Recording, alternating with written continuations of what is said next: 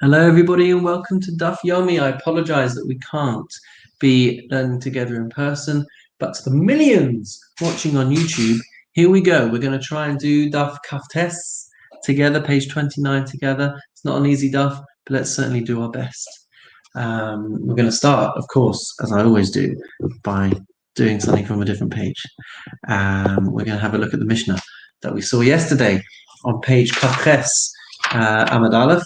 So it's just a couple of lines, but it just helps us frame where we're going to be at today with today's daf. So the Mishnah says as follows: Chametz shel goy she'ava alav Pesach.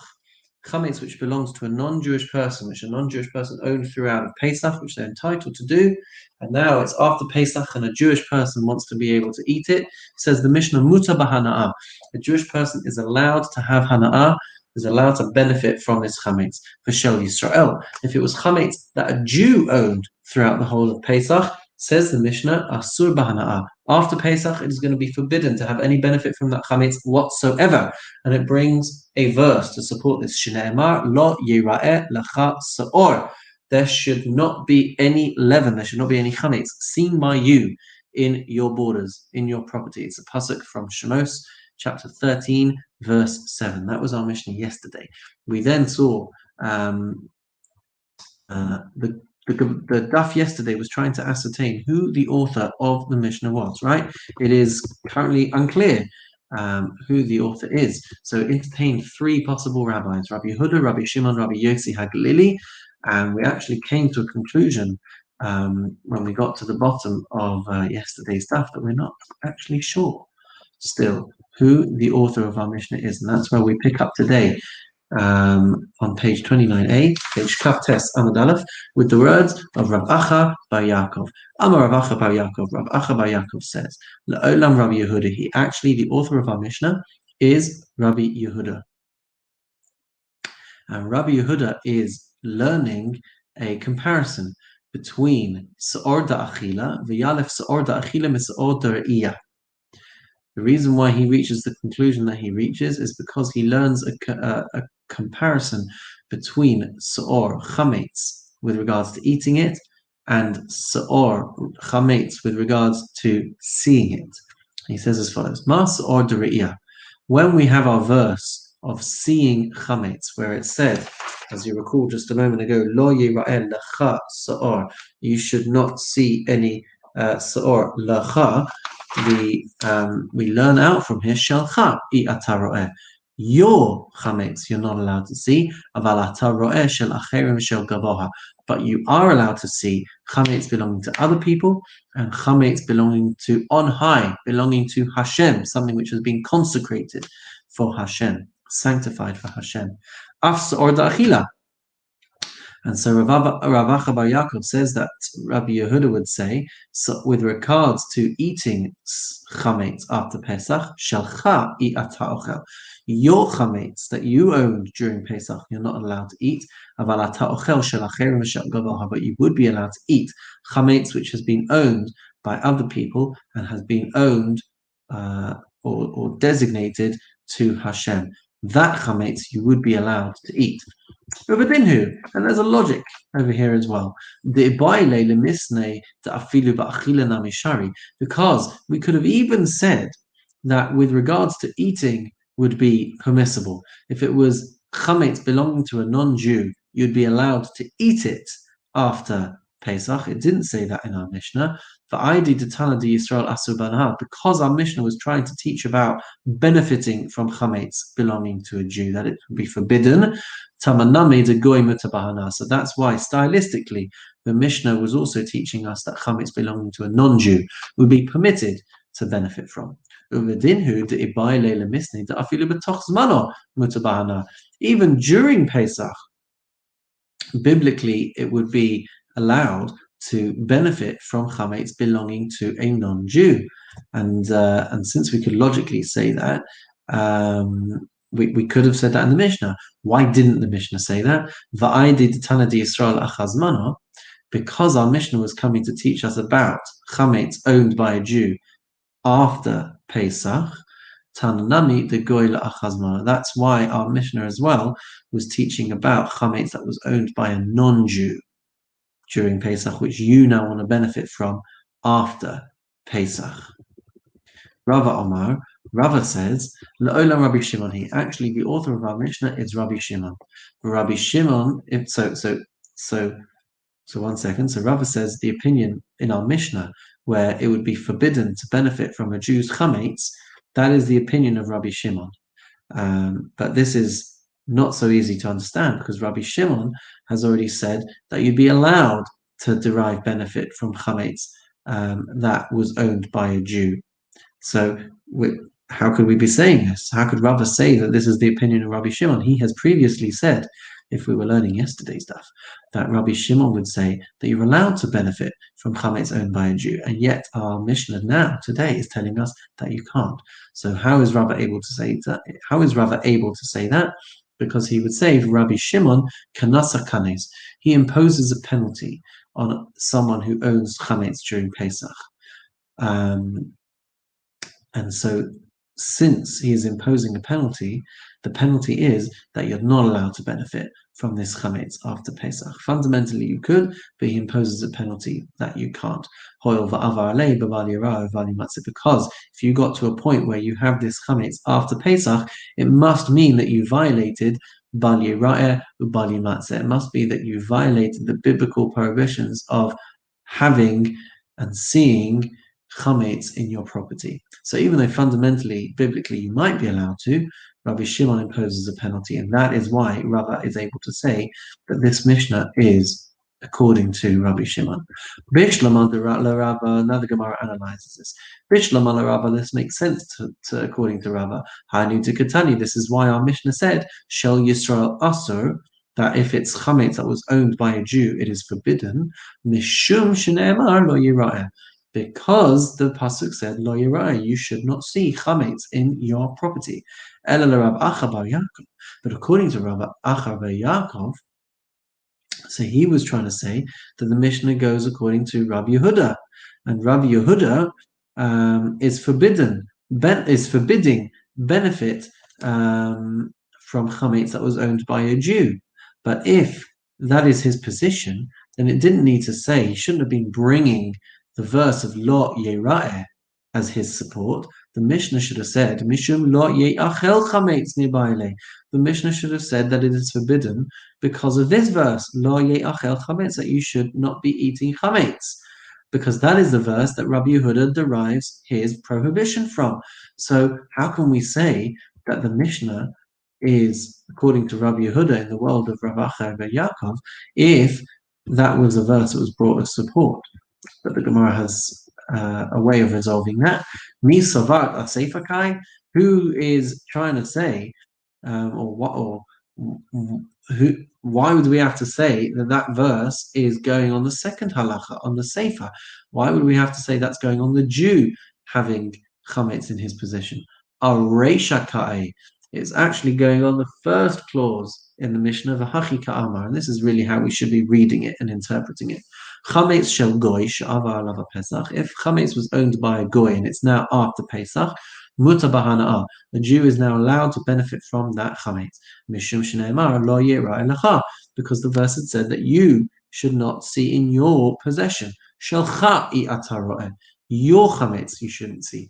But you are allowed to see chametz belonging to others and chametz belonging to Hashem. And as we said before, he learns out the details from the fact of se'or da'achila, chametz which is eaten, and he learns it from se'or d're'iyah, as we have already said. And it has to be yours that you're not allowed to see. And we learn from there that it has to be yours that you're not allowed to eat. But if it belongs to other people or it belongs to Hashem, you would be allowed to see it, you would be allowed to eat it after Pesach. But the Gemara says that Rava and Rav Acha bar Yaakov are following their own positions, their own reasoning. To Itmar, because it states, Ha'ochel se'or shel goy she'avar alav Pesach. When it comes to a person eating chametz that was owned by a non-Jew after Pesach, the divrei Rabbi Yehuda, within the world of Rabbi Yehuda, Rava Omar Loke, Rava says that Rabbi Yehuda would say you have to be lashed for eating this chametz. Rav Acha bar Yaakov Amar Eino Loke, and Rav Acha bar Yaakov would say that Rabbi Yehuda would hold that you don't suffer a penalty, a punishment of lashes for eating chametz that was owned by a non-Jew after Pesach. Rava Amar Loke, Rava says that you would have to be lashed according to Rabbi Yehuda. Why? Because Lo Yalif Rabbi Yehuda Sa'or Achila Misor Re'iyah, because he did not have that comparison that Rav Acha bar Yaakov had. Because if you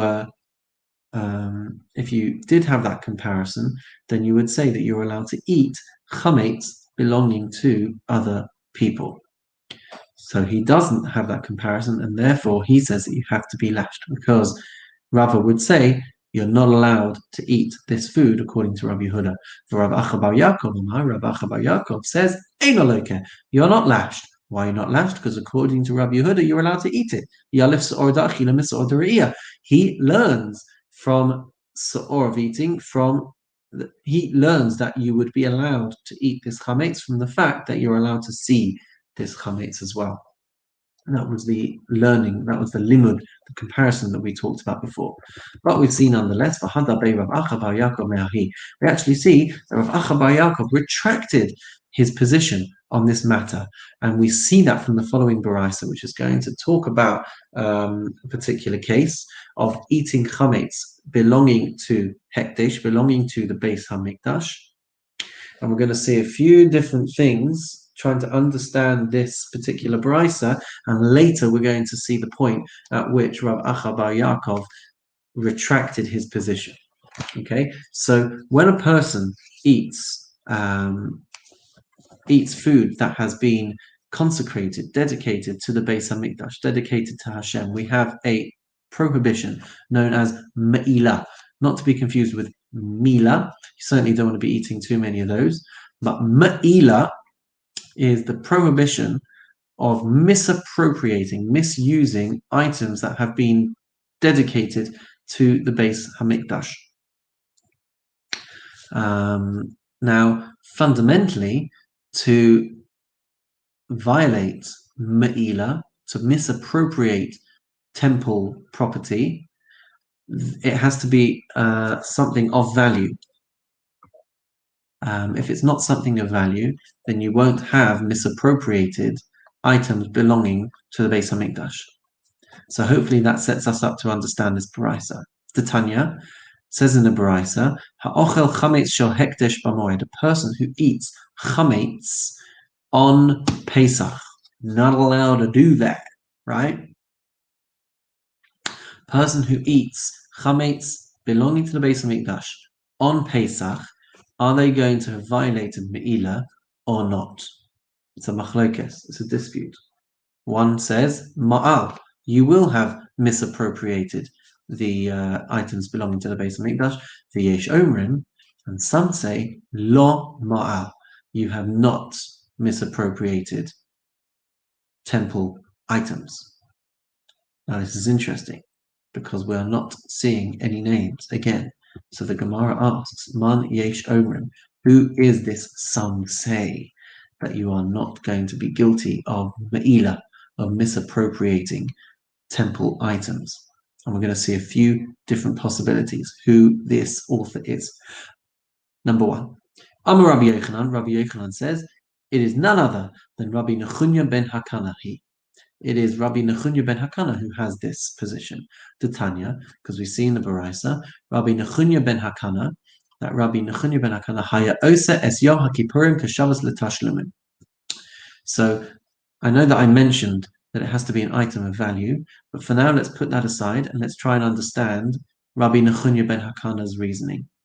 Rabbi Nechunya ben Hakana says as follows: when you violate a malacha on Shabbos, okay, you should be chayav misa. That's typically what happens. Question is though, what happens if you violate Shabbos to the point that you should be chayav to the death penalty, but what you've also done with that action is damage someone's property. Now, when you damage someone's property, you need to pay for the damages that you have caused. That is a monetary imposition. That is a monetary fine that the person is going to have to pay. But says Rabbi Nechunya ben Hakana, when you have two punishments for the same act, then we establish or we apply the halachic principle of kimle b'derabba mineh.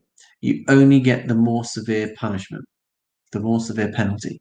So if a person violates Shabbos, where they are liable for the death penalty, that is more severe than paying back damages. If you violate with one action to a point where you should have two different punishments, you get the more severe one, and the lesser punishment, the payment for damage, you are exempted from that, you are absolved from that. That is a principle in Jewish law, which is brought up many times in Shas. Okay, so that's with regards to Shabbos. What about with regards to Yom Kippur? So that's what we're being told over here. Rabbi Nechunya ben Hakana haya osa es Yom Kippurim kashavas letashlumin. Rabbi Nechunya ben Hakana applied the same principle for Yom Kippur as he did for Shabbos. Ma Shabbos mischai b'nafsho patur min hatashlumin. Just like on Shabbos, if you are liable to the death penalty, you're going to be exempt from any payments. Yom Kippur mischai b'nafsho upatur min hatashlumin. So too on Yom Kippur, where you're going to be chayav kares, a different kind of death penalty, but a death penalty all the same. Because you are chayav for your life, you are going to face a spiritual excision, a spiritual death. Patur min tashlumin, you're going to be exempt from tashlumin. Now, what we see coming out of this, what emerges out of this, is that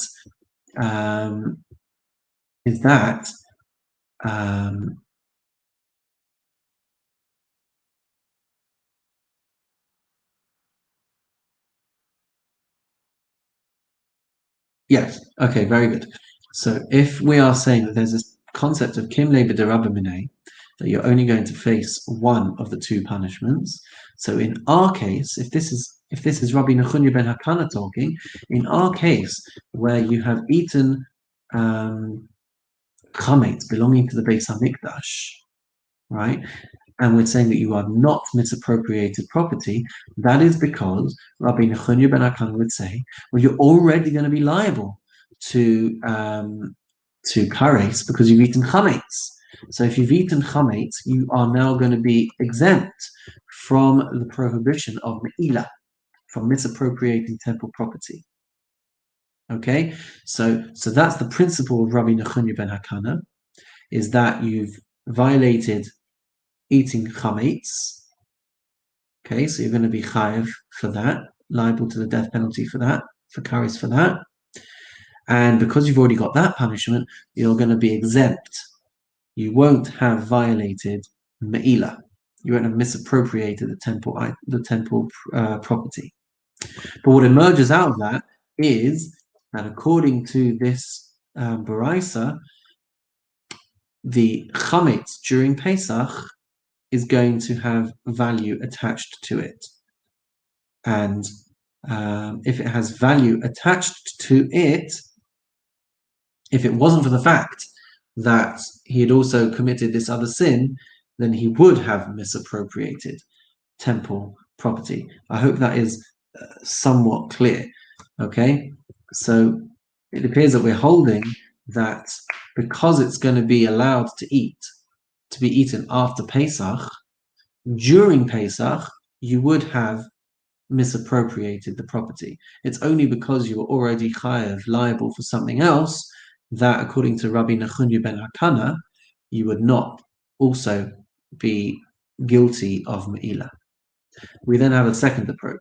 Rabbi Yosef says, Rabbi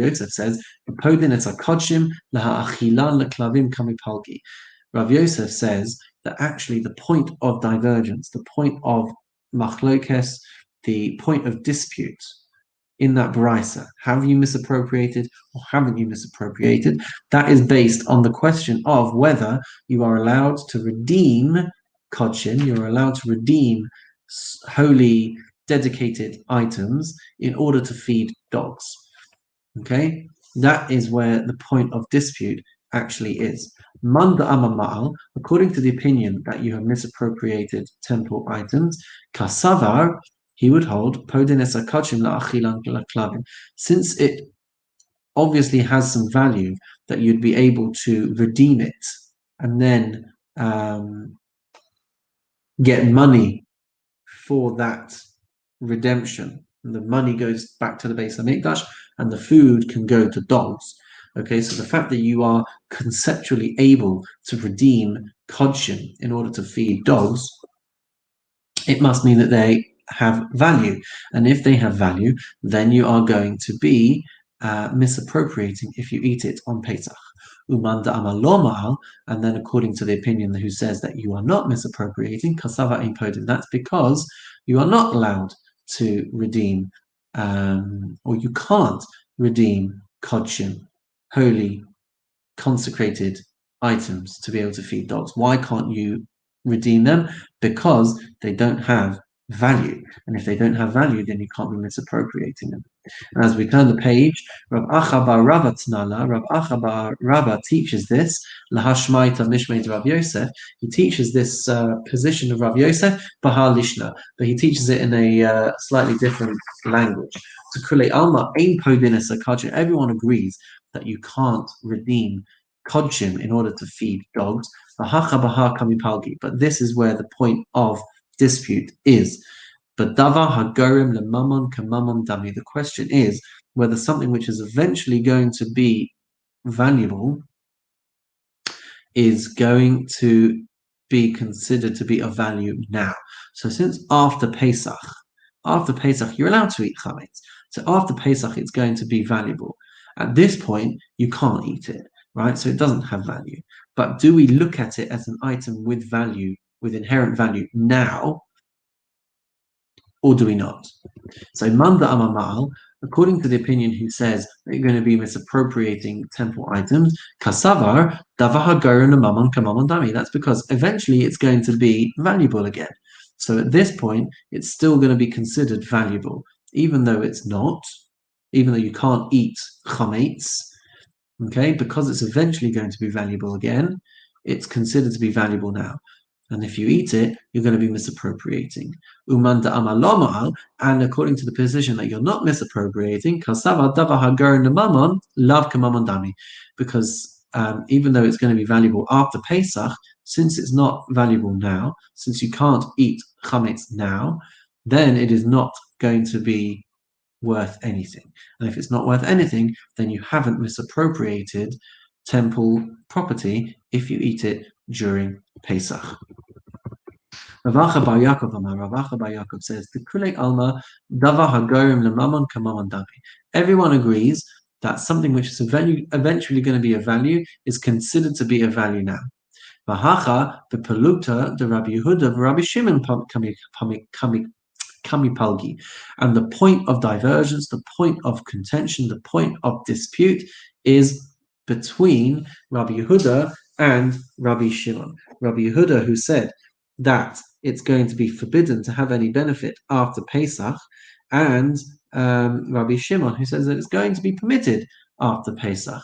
So that is the point of divergence. Man da'amar lo ma'al, the one who says that you have not misappropriated, Rabbi Yehuda. That is like the opinion of Rabbi Yehuda, since it's not going to have the ability to have any benefit from it after Pesach. So during Pesach, it's not valuable. And if it's not valuable, you haven't misappropriated. Uman da'amamal, and the one who says that you haven't misappropriated, that's Rabbi Shimon. Rabbi Shimon holds that after Pesach, it's going to be permissible. And if it's going to be permissible, that means it has value now. And if it has value now, then you've misappropriated if you eat it during Pesach. And now the Gemara asks, V'harab Acha bar Yaakov, who da'amar Rabbi Yehuda yelef sa'or da'achila mis'or da're'iyah. But hang on a minute, Rav Acha bar Yaakov had said that that Rabbi Yehuda learns the details of eating chametz from the details of seeing chametz. And over there, we had said that since it's going to be permitted to see chametz of other people, okay, and chametz of gavoha, and that's the main point over here, that if it belongs to God, it's going to be permitted to see it, so too it's going to be permitted to eat it. So if it's permitted to eat it, then what are you talking about? Rav Acha Bar Yaakov over here in the world of Rabbi Yehuda. Rabbi Yehuda says that it's not going to be allowed to eat after Pesach, and that is why it's not misappropriation now, because it's not going to be worth anything. And if it's not worth anything, you're not misappropriating. But hang on a minute, you had said yourself, you said that Rabbi Yehuda holds that if it belongs to Hashem, then you're allowed to eat it after Pesach. And that's where we come to with the point that we were making earlier. Ela hada be Rav Acha bar Yaakov mehahi. But Rav Acha bar Yaakov retracted that position. He retracted that explanation of Rabbi Yehuda, which means that he ultimately agreed with Rava, who explained that Rabbi Yehuda holds that chametz after Pesach is forbidden. Now we come to our final interpretation of the Brisa. Rav Ashi Omar, Rav Ashi says, to kule alma ein podin, everyone agrees that you can't redeem hekdesh to be able to feed to dogs, which means it doesn't have value. The davar hagorim lemamon lav kamamon dami, and anything that's going to have value later is not considered to be valuable now. Vahacha bepelukta de Rabbi Yossi Haglili v'Rabbanan kamipalgi. And so our Baraisa, the point of dispute is in the machlokes between Rabbi Yossi Haglili and the Rabbanan. So between Rabbi Yossi Haglili and Rabbi Shimon and Rabbi Yehuda. Manda Amamal, the one who holds Ma'al, the one who holds you're misappropriating, that's Rabbi Yossi. That is like Rabbi Yossi, because Rabbi Yossi said that you are going to be allowed to derive benefit from chametz that belongs to a Jew. You'll be allowed to benefit after Pesach, which means that it must have some value. Umanda Amalo Ma'al, and the opinion who said that you won't have misappropriated it, that is Kurabanan. That is in accordance with the opinion of the rabbis, who said that you can't have any benefit from chametz that was owned by a Jew. And so if you can't have benefit from chametz that was owned by a Jew, that means that during Pesach, it was valueless, it was worthless. And if it was worthless, then you can't have misappropriated the temple property during Pesach. So now we come to talk about chametz in mixtures. If chametz was to fall, let's say you got some flour, which is chametz, and it was to fall into something else, what is the status of that mixture? It's going to depend on a few different things. It's going to depend on whether the chametz which is falling in on Pesach, or whether it's falling in after Pesach. It's going to depend on whether it's falling into something of its own kind, like some more flour, which is not chametz, or whether it's falling into something that's not of its own kind. Perhaps it's a dish, a cooked meat dish, whatever it might be. That's the second consideration. The third consideration is going to be whether it is imparting flavor or not. So it's going to depend on how much is falling into the mixture. Okay, those are our three parameters that we have to try and hold in our heads as we come to this next bit of complex Gemara, but I'll do my best. Amar Rav. Rav said, chametz bismano, if chametz falls into a mixture during Pesach, bismano meaning during the time when chametz is forbidden, bein b'mino, bein shelo b'mino also, whether it falls into a mixture of its own kind or whether it falls into a different kind, it is going to be forbidden. Shelo b'zmano, if it's after the time of the prohibition of chametz, i.e. it's after Pesach. B'mino also, if it falls into a mixture of its own kind, so it's falling into permissible food, then it's going to be asur. It's going to be forbidden. Shelo b'mino mutar. If it falls into something that's another kind, so it falls into a dish, let's say, of cooked food, mutar, then it's going to be permissible. My Askinon asks the Gemara. The Gemara asks, what are we dealing with over here? If you want to say that we are talking about that the amount that fell in was enough to impart flavor, then the Gemara is incredulous. Shelo b'zmano, shelo b'mino mutar. How would it even be permissible if it was after Pesach? and it was not of its own kind, how could you say it was mutter? If it's no same tam, if it's giving flavor, if it's a significant amount, if it's in a significant ratio that's falling in, then it should not be up, then it should not be permitted. Ha yehav tama, then it's giving flavor to the mixture and it's going to be forbidden. Ela b'mashahu, the Gemara qualifies. Rather, we're talking about even the minutest amount. And so we read it as follows: Chametz bismano, chametz that falls into a mixture during Pesach, bein b'mino, bein shelo b'mino, whether it falls into its own kind or whether it's a different kind of mixture, asur, it's going to be forbidden. Rav lataime, and Rav is going in accordance with his own opinion. To Rav Ushmuel, to Amit Ravai, because Rav and Shmuel have both said, Kol Isur Shabbat Torah, any forbidden food mixture in the Torah, Bamino, Bamashahu, Shelo Bamino, Banosein Tam. If it falls into its own kind, then it is forbidden in even the smallest, minutest amount. Shelo Bamino, if it's falling into a different kind of mixture, then fundamentally, we have to remember this, fundamentally, but no same time, then it's only if it's imparting flavor. But here's where Rav gets interesting. Rav gazar chametz bismano, shalo b'mino atu mino. Rav took it an extra level, even though fundamentally he holds that if it's falling into a different kind of mixture, then it has to, then it's only forbidden if it's imparting flavor. He imposed an extra level. And he decreed that if chametz falls into something that's not of its own kind, it's also going to be forbidden. So because of the prohibition, or because of the strict level, that even the minutest amount will prohibit a mixture if it falls into its own kind, he extends and decrees and extends that ruling further, that even if it falls into a different kind of mixture, it's still going to prohibit it, even in the smallest, minutest amount. Shalom bismano b'mino asur k'Rabbi Yehuda, and if it's after Pesach and it falls into its own kind of mixture, then it's going to be forbidden according to Rabbi Yehuda. Rabbi Yehuda, we had said, holds that chametz after Pesach, if it was owned by a Jew, is going to be forbidden. So if it falls into a mixture of its own kind, it's going to be forbidden even after Pesach. And if it falls into a different kind of mixture, it will be permitted. Why? Because he didn't extend the prohibition that far. When it comes to after Pesach, and it comes to something which is not the same kind of mixture, he did not extend the decree, even though he holds it is forbidden if it's the same kind of item, food item.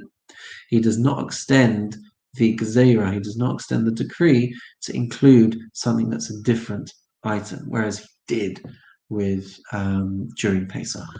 Shmuel Omar, Shmuel holds chametz bismano b'mino asur. Chametz during Pesach, if it falls into its own kind, then it's going to be forbidden.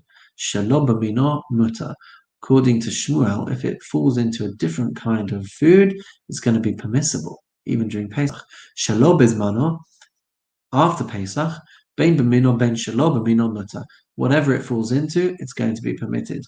Chametz bismano, and now we're going to explain this. Chametz bismano, when it comes to Pesach, b'mino asur. If the chametz falls into its own kind, it's going to be forbidden. Shmuel l'taimei. This goes according to Shmuel's reasoning, which we've already seen. Rav Shmuel, the Amit Ravahu, Rav and Shmuel hold together. They say together, Kol isurin Shabbat Torah b'mino asurin b'mashahu shelo b'mino b'nosein tam. And when it comes to any forbidden mixture, food mixture in the Torah, if it's falling into its own kind, then it's going to be forbidden even in the smallest amount. Shelo b'mino, and if it's not in its own kind, but no same time, then it has to be enough to be imparting flavor. So when we had said that we're talking about a minute amount, according to Shmuel, he will hold that that is still permitted. And we had said that Rav extends that decree a bit further. But Shmuel does not extend that decree, as the Gemara tells us, Shalom b'minan atu minan lo gazar. When it comes to chametz, a small amount falling into a different kind of food, he did not decree. He did not extend that decree. Shelo bizmano, when it comes to after Pesach, bein b'minan, bein shelo b'minan, mutarin k'Rabbi Shimon. And whether it falls into its own kind, whether it falls into a different kind, he's going to say, mutar is going to say it's allowed in accordance with Rabbi Shimon. Rabbi Shimon had said that you're allowed to derive benefit from chametz that was owned by a Jew during Pesach. You're allowed to benefit from it after Pesach. So whether it falls into a mixture of its own kind or a different kind, it's going to be permissible. Now we have a third position which is even more lenient. Rabbi Yochanan says, chametz bizmano, chametz during Pesach, bein b'mino uvein shelo b'mino, asur b'nosein tam. He holds that whether it's falling into a mixture of its own kind or whether it's falling into a mixture of another kind, it's going to be forbidden if it is enough to impart flavor, which would mean that if it was a small amount, then he would say that that is nullified in the mixture, and you'd be allowed it even during Pesach. Says Rabbi Yochanan, no, shelo bizmano, after Pesach, bein b'minan, bein shelo b'minan, mutar. Whether it is in its own kind or whether it's in a different kind, mutar, it's going to be permissible. Right? Fundamentally, what's at play, and perhaps we didn't explain this at the beginning, but when you normally have a forbidden mixture which doesn't meet a particular threshold where the ratio of the two items is significant, yeah? So if a tiny speck of milk was to fall into a pot of meat, it's a tiny, tiny speck, halachically, fundamentally, if it's not fulfilled a particular ratio, then it's not going to be problematic. If it's a very, very tiny amount in comparison to the rest of the mixture, then it's not going to be forbidden. So Rabbi Yochanan is saying if the tiniest amount of chametz was to fall in into something else during Pesach, then if it's not imparting any flavor, according to Rabbi Yochanan, it would still be okay. If it is imparting flavor and it is having an impact on the mixture, then it would be forbidden. And after Pesach, it doesn't matter whether it falls into a mixture of its kind or something else, it's going to be permissible. So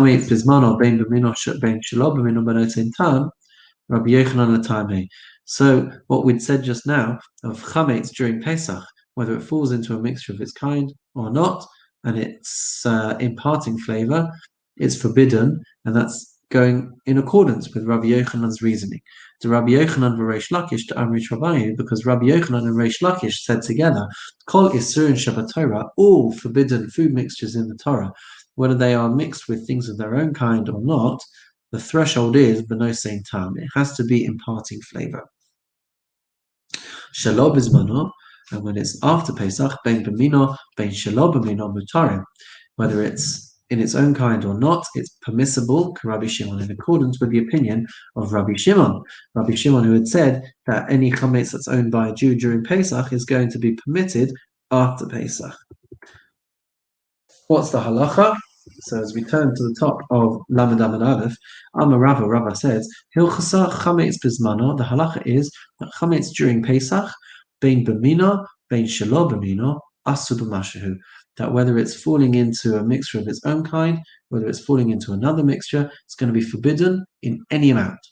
Karav, like we saw in accordance with Rav.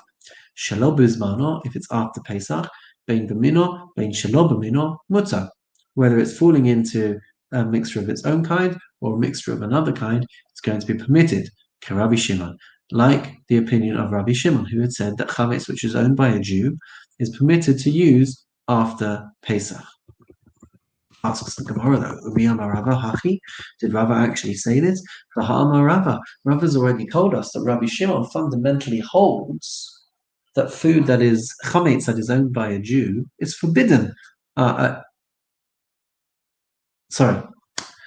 He's already told us that Rabbi Shimon, even though food that is owned by a Jew is permissible to be used and benefited from, chametz, which is owned by a Jew, is permitted to have benefit from after Pesach. It might be permitted fundamentally, but Rabbi Shimon kanasa kanes. Rabbi Shimon imposed a penalty. And he said that if you owned it during Pesach, since you have violated Bal Yirah, you have seen it, and it has been on your property during Pesach, Rabbi Shimon imposes a penalty, and you're not allowed to benefit from this chametz after Pesach. So how could Rava now come along and say that after Pesach, when it falls into its own mixture or not, it's going to be permitted, just like Rabbi Shimon? Rabbi Shimon was strict. Rabbi Shimon imposed a penalty. Answers the Gemara. It's only when it's in its pure, unadulterated form that it would be prohibited according to Rabbi Shimon. But if it's in a mixture, then even Rabbi Shimon wasn't as strict as that and didn't impose a penalty to that extent. If you want to see more about this topic, then you'll have to come back tomorrow and have a look at Daf Lamed. But for now, that's all for today. I wish you a most wonderful and meaningful day.